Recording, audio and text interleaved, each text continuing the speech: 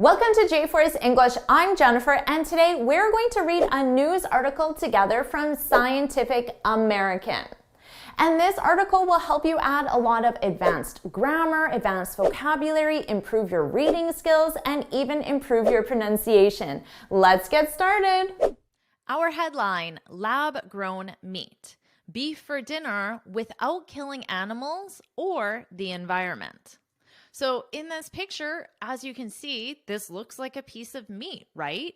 But clearly, this is also a lab. So this is meat that was made in a lab and no animal had to be killed. Wow, the future is here. So let's learn about this very interesting topic. Imagine biting into a juicy burger that was produced without killing animals.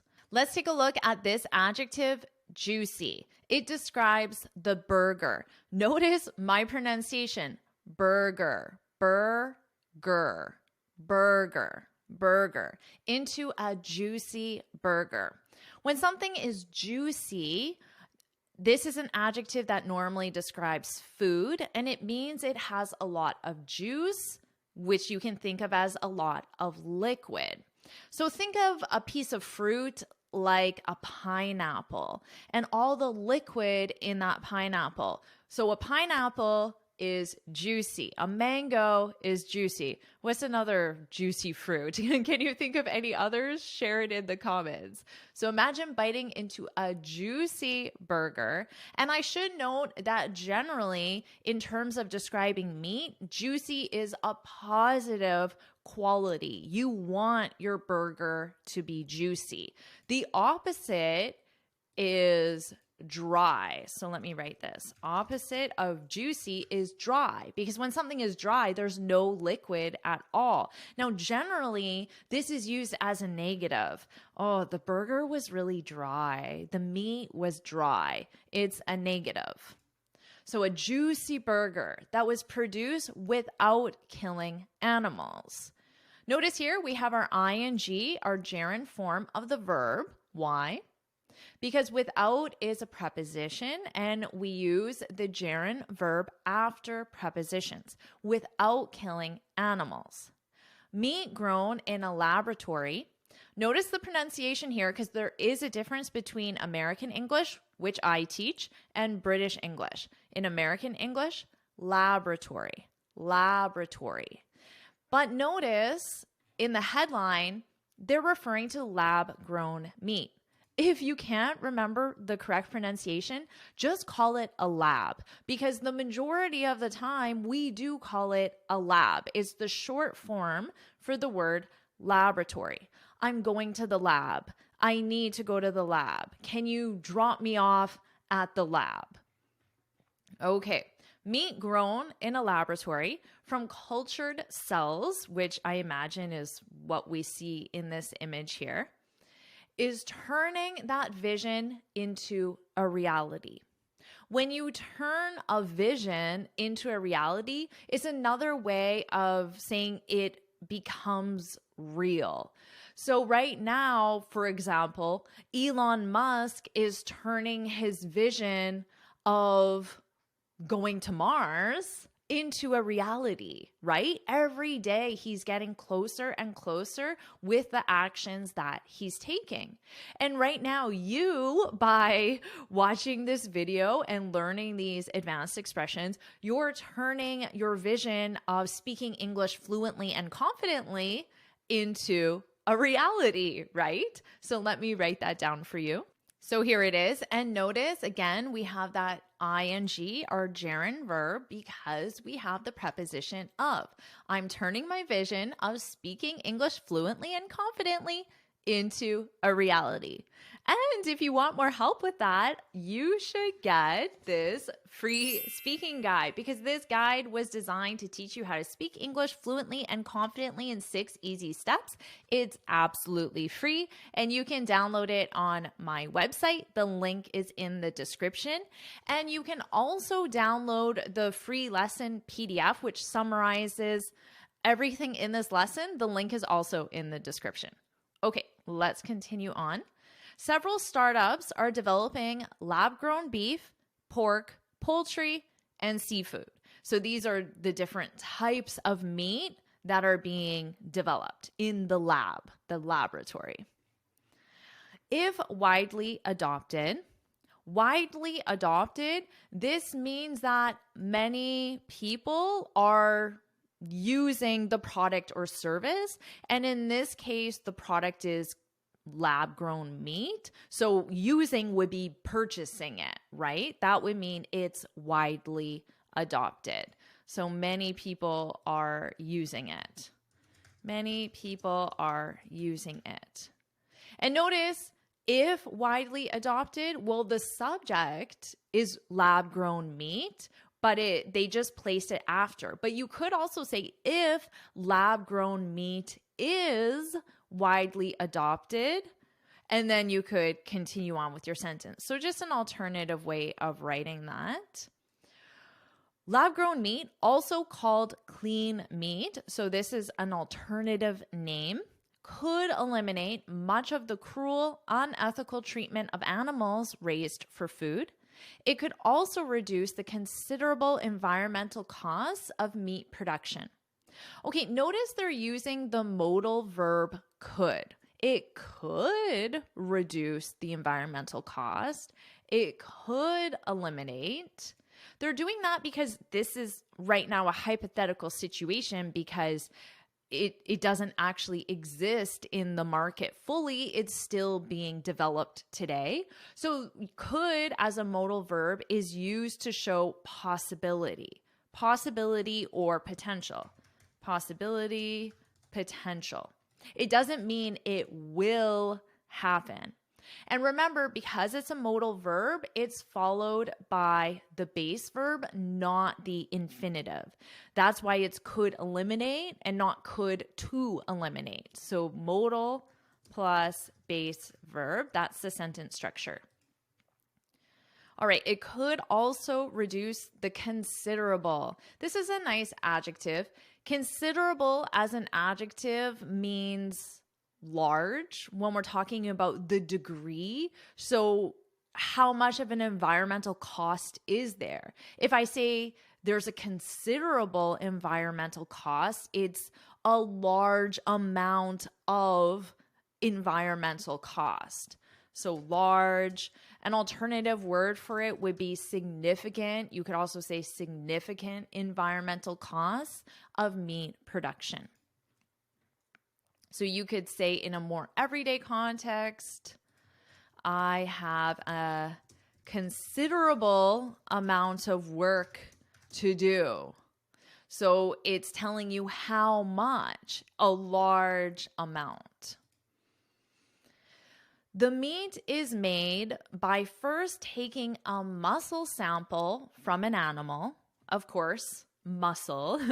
Now, muscles are all over our body. I'm just pointing at a common one.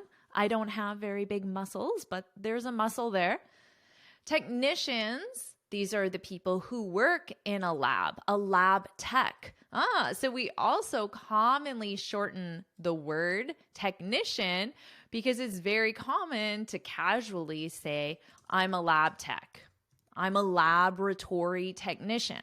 Now, of course, if you're writing your formal resume, you wouldn't say lab tech. You would use the full form. But in casual conversation or speech, you would definitely say, oh, I'm a lab tech. Technicians collect stem cells from the tissue. So within muscle, there is tissue. And then within that tissue, there are cells, stem cells from the tissue, multiply them dramatically. So dramatically is a adverb like significantly, dramatically. Again, it means to a large degree. I could also say considerably as an adverb. So it means quite quickly in this context because we're talking about multiplying. So to multiply means you would go from 2 to 4, 4 to 8, 8 to 16, and then be on and on and on. But it does that dramatically. So it happens very quickly and in large quantities. So you could go from 2 stem cells to 1,000 stem cells in a small amount of time. So that would be dramatically. And allow them to differentiate into primitive fibers. So fibers are like strands of hair almost, but they're within your muscle, your tissue. Fibers that then bulk up. In the context of fibers or tissue or muscle, bulk up means to become larger. So you see this a lot in the sports world. If you're about to go to a sports competition, you would probably want to bulk up, which means you would want your muscles to become larger. Before your competition, you would go to the gym, and you would go to the gym a lot because you want to bulk up. It's not just your arm muscles. It could be muscles all over your body. And you'll see advertisements on TV for take this pill and it will help you bulk up, which means it will help you and your muscles, your body, become larger. So let me just write that. To become larger, but in the context of your body, your muscles. To become larger. Body, muscles. I don't want to bulk up, but some people clearly do for different reasons. Then bulk up to form muscle tissue. Mosa Meat says that one tissue sample from a cow can yield enough muscle tissue to make 80,000 quarter pounders. Wow. So yield means to produce in the sense of result in, produce, result in. Produce, let me write this, produce, result in. So one tissue sample can yield, produce, result in 80,000 burgers. That's insane. Quarter pounder, if you didn't know, is a burger. It's a burger that is made with a quarter pound of meat.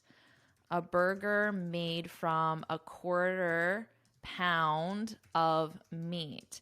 If you like burgers and if you eat at McDonald's, you'll know that a name of a burger at McDonald's is a quarter pounder. You can order a quarter pounder at McDonald's. That is a lot of burgers. Wow. I hope you're enjoying this lesson. And if you are, then I want to tell you about the Finally Fluent Academy. This is my premium training program where we study native English speakers on TV, movies, YouTube, and the news so you can add common vocabulary, learn advanced grammar, improve your listening skills, improve your pronunciation, all at the same time. Plus, you'll get personalized support from me. So you can look in the description for a link on how to become a member. Let's continue. A number of the startups, I think they used this before. I didn't mention it. You probably know this. It's a very common term these days, but a startup is a company that has recently been established. It's a very young company, young in the sense of it's a new company. So a company that has recently been established. A number of the startups say they expect to have products for sale within the next few years.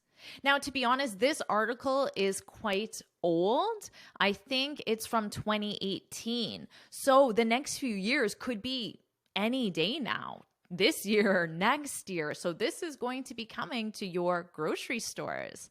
What do you think? Would you buy lab-grown meat knowing that it could reduce environmental damage and it could reduce harm to animals? Is that something that you would want to support? This is an interesting question. Share your comments about lab-grown meat if you would want to eat it or not in the comments. But clean meat, remember this was an alternative name to lab-grown meat, but clean meat will have to overcome a number of barriers if it is to be commercially viable. So if something is commercially viable, viable is another way of saying successful.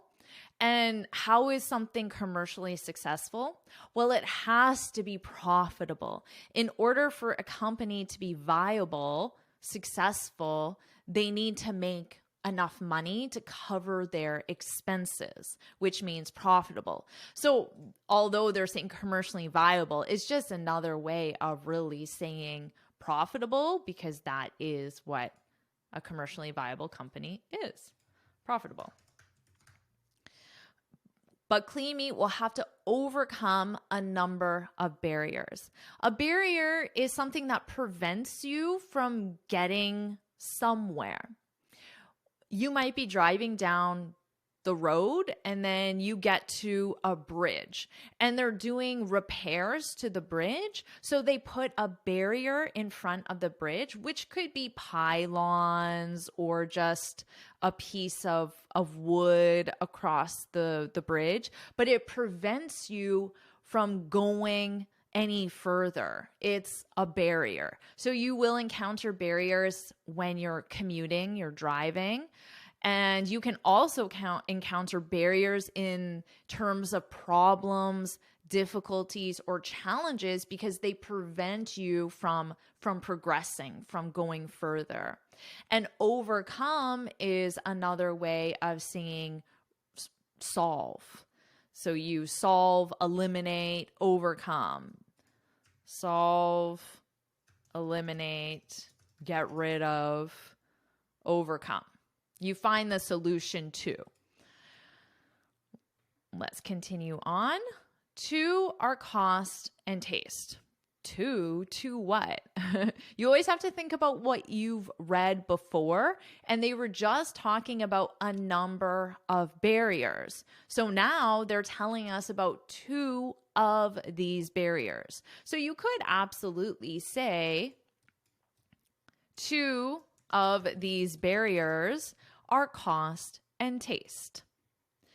In 2013, when a burger made from lab-grown meat was presented to journalists, the patty, this is just another way of saying burger, the burger patty, the burger.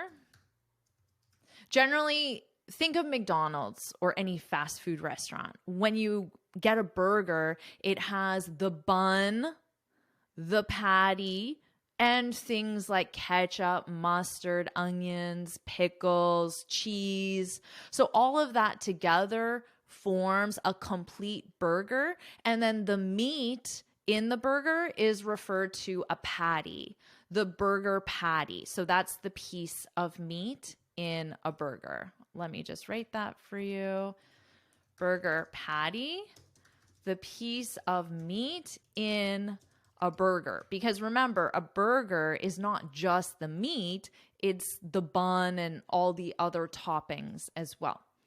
The patty costs more than $300,000. Oh, that's one expensive burger to produce and was overly dry.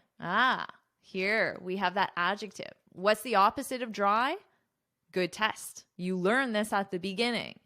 The opposite of dry is juicy. And what did I say? Is dry a positive thing or a negative thing to describe a burger as dry? It's a negative thing. It's a criticism of that burger. It means it didn't taste very good. And by saying overly means too much than you wanted. So overly, more than you wanted or needed. You could say, the meeting was long. And this is more just stating a fact. The meeting was long. That doesn't necessarily tell you if that's a positive thing or a negative thing. It's just more of a factual thing. But if you say the meeting was overly long, now this is negative because overly means more than you wanted or needed. Let's continue. To receive market approval, clean meat will have to be proved safe to eat. So market approval means it's approved to sell at the grocery store. The government says, yes, you can sell this product at the grocery store. That would be market approval. Meanwhile, traditional meat producers are pushing back. When you push back on something, generally a rule, a policy, a decision, it means you're saying, no, I don't want that, or you're saying, no, we shouldn't do that. You're pushing back. So you're voicing an opposing opinion to push back. Voicing an opposing opinion or view or option. So maybe your boss wants everyone to work an hour later every single day. That's his new idea. Hey team, I have this great idea. We're all going to work an extra hour every single day. But everyone said, no, I'm not doing that. I don't want to do that. We shouldn't do that. That is pushing back. So the employees push back. They said, no, I don't want to do that. We shouldn't do that. That's a bad idea. That would be pushing back.